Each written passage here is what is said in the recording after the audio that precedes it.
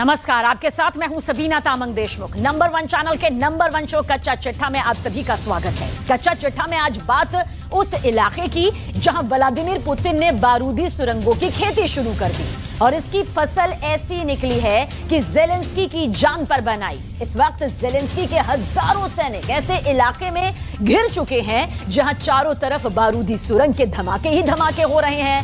लेकिन 27 जून को हुए एक बड़े हमले ने सभी धमाकों को पीछे छोड़ दिया। इसकी तस्वीरें किसी को भी झकझोर कर रख सकती हैं।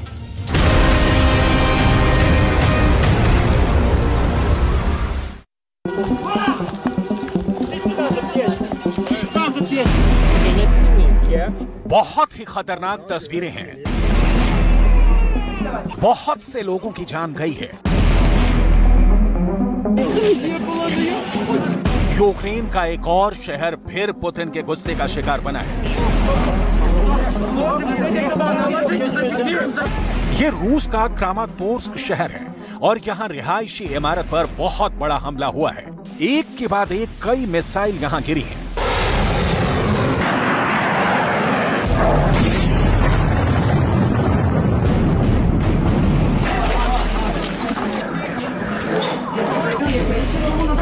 You listening to me? Yeah. Nod your head if you can hear us.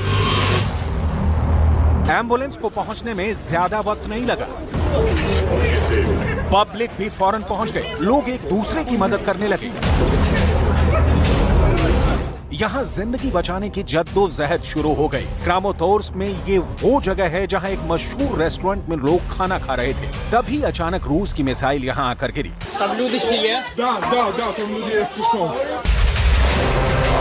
बहुत ज्यादा अफरा तफरी है। बहुत से लोग जख्मी हुए हैं। रूस की मिसाइल 2 जगह गिरी है, एक क्रामातोर्स्क शहर और पास ही एक गांव जो डोनेट्स्क के इलाके में पड़ता है। यहाँ मलबे में लोगों को जिंदा निकालने की कोशिश है। जो लोग इमारत में फंसे हैं उनको बाहर निकाला जा रहा है। इस अटैक की तुलना ठीक 1 साल पहले यूक्रेन के क्रेमेंचुक शहर पर हुए मिसाइल अटैक से की जा रही है।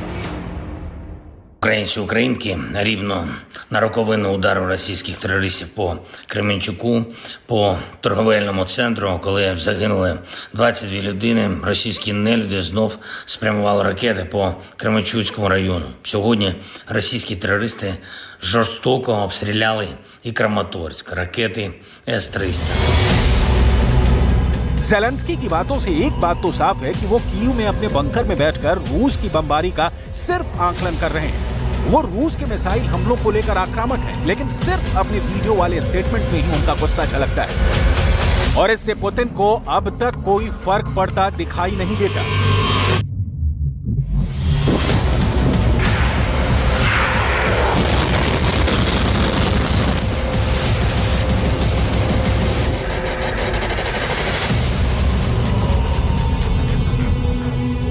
रूस ने क्रेमेंचुक शहर में एक मॉल पर ऐसे ही मिसाइल से हमला किया था। तब 21 लोगों की जान चली गई थी। देखिए तब पुतिन ने अपनी मिसाइल के H-22 से क्रेमेंचुक के मॉल पर कैसे हमला किया था। फरवरी 2022 में शुरू हुए इस युद्ध के दौरान 27 जून की तारीख ऐसी थी जब ज़ेलेंस्की को लगा कि पुतिन इस युद्ध में कोई रहम नहीं दिखाएंगे, क्योंकि तब इस हमले ने यूक्रेन को पूरी तरह हिलाकर रख दिया था।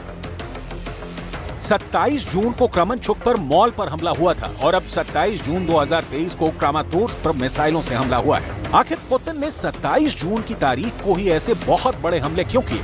ये सवाल पूरा यूक्रेन पूछ रहा है। इस तबाही का जिक्र कीव से लेकर लंदन और वॉशिंगटन डीसी और व्हाइट हाउस में भी हो रहा है। इस वक्त यूक्रेन के राष्ट्रपति वोलोदिमीर ज़ेलेंस्की बहुत ज्यादा प्रेशर में हैं, क्योंकि शहरों की तबाही के साथ साथ डॉनबास के मोर्चों से भी बहुत बुरी खबर आ रही है, जिससे एक बात साबित हो जाती है कि ज़ेलेंस्की का काउंटर ऑफेंसिव या कहें कि काउंटर अटैक खटाई में पड़ गया है। ज़ेलेंस्की अब बारूदी सुरंगों के बीच घिर चुके हैं। ज़ेलेंस्की की फौज ऐसे कई इलाकों में दाखिल हो चुकी है जहां चारों तरफ बारूदी सुरंग है। इससे ज़ेलेंस्की के टैंक तबाह हो रहे हैं, ज़ेलेंस्की के सैनिक मारे जा रहे हैं और अब ज़ेलेंस्की सिवाय खड़े होकर देखने के कुछ भी नहीं कर पा रहे। उनके सामने अब बड़ी चुनौती रूस की सेना की जान लेना नहीं, बल्कि अपनी फौज की जान बचाना है और ऐसा बस 1 हफ्ते में हो गया है।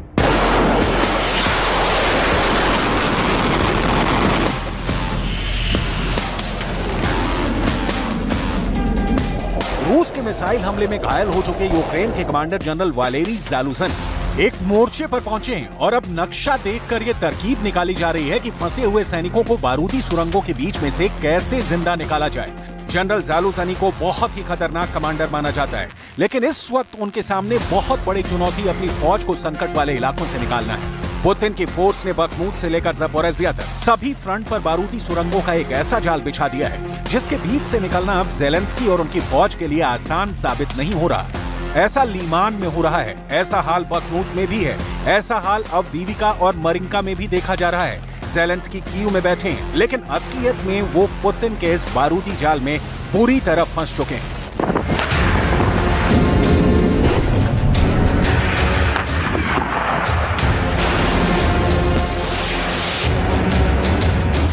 ज़पोरिज़िया के पास आपको एक फ्रंट पर ले चलते हैं जहां लड़ाई आमने सामने की हो रही है।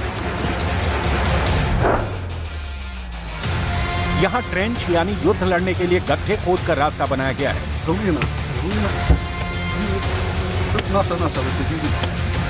ये पहले विश्व युद्ध जैसे हालात हैं। यहां कब किसे गोली लगेगी ये कोई नहीं जानता। यहां जान बचाने के लिए दूसरे की जान लेना जरूरी हो जाता है। रहम की, सरेंडर की और आराम करने की कोई गुंजाइश नहीं बचती। यहाँ ट्रेंच में घूम घूम कर अपने मोर्चों पर डिफेंस लाइन को और मजबूत करना पड़ता है। किस कोने में मौत छुपी है, किस कोने से ग्रेनेड से हमला होगा, ये बस 2 सेकंड पहले पता चलता है और तब तक देर हो जाती है।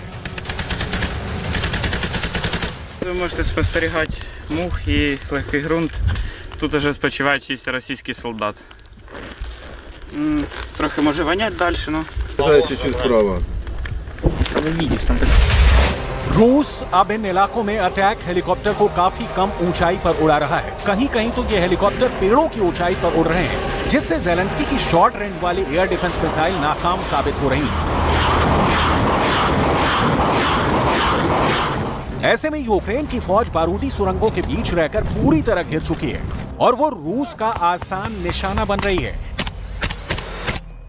ये पुतिन की फौज की बहुत ही कारगर रणनीति साबित हुई है, जिसने ज़ेलेंस्की को यह एहसास दिला दिया है कि जो शिकार करने चला था वो खुद ही शिकार बन गया है। पुतिन की बारूदी सुरंगों और अटैक हेलीकॉप्टर्स के बीच ज़ेलेंस्की और उनकी फौज अब तक एक पुतले की तरह नजर आ रही है।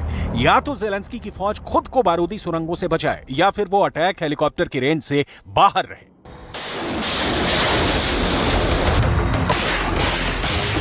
ज़ेलेंस्की की सेना ज्यादा प्रेशर में है क्योंकि यहाँ रूस की डिफेंस लाइन ज्यादा मजबूत है। ज़ेलेंस्की के लिए इस डिफेंस को तोड़ना आसान नहीं है। सामने बारूदी सुरंग है, स्नाइपर हैं और ड्रोन की निशानदेही पर यहाँ मोर्टार हमले भी होते रहते हैं। इन सब से कोई बच भी जाए तो पुतिन के अटैक हेलीकॉप्टर तो यहाँ कभी भी मंडराने लगते हैं और उनकी नजर में कोई हरकत आई तो वहाँ रॉकेट की बरसात हो जाती है।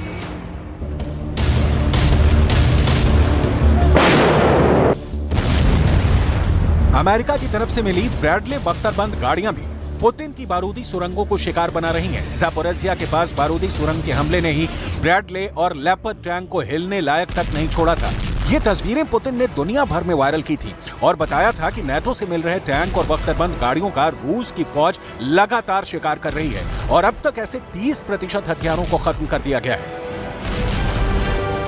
नेटो की मदद भी फेल साबित हो रही है और ज़ेलेंस्की बहुत बड़ी मुश्किल में घिर चुके हैं, जिसमें से उन्हें सिर्फ रूस निकाल सकता है, ऐसा पुतिन के समर्थक दावा करते हैं। देखा जाए तो पुतिन के इस युद्ध को रोकने में ज़ेलेंस्की तो फेल हुए ही, साथ में उनका सबसे बड़ा दोस्त अमेरिका भी पीछे हट गया।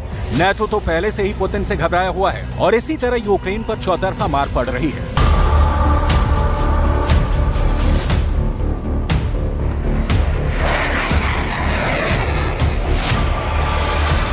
कुल मिलाकर यूक्रेन में रूस का स्पेशल ऑपरेशन रोकने की तमाम कोशिश जमीन पर नहीं बल्कि मीटिंग रूम्स, कंट्रोल रूम्स और G7 जैसे मंचों पर हो रही है, जहां जो बाइडेन से लेकर नेटो के बड़े बड़े देश पुतिन की आलोचना तो करते हैं, लेकिन ज़ेलेंस्की का साथ देने के नाम पर कुछ चुनिंदा हथियार देने के अलावा कुछ नहीं कर पा रहे। यूक्रेन में हो रहे मिसाइल हमलों की पूरी दुनिया में आलोचना हो रही है।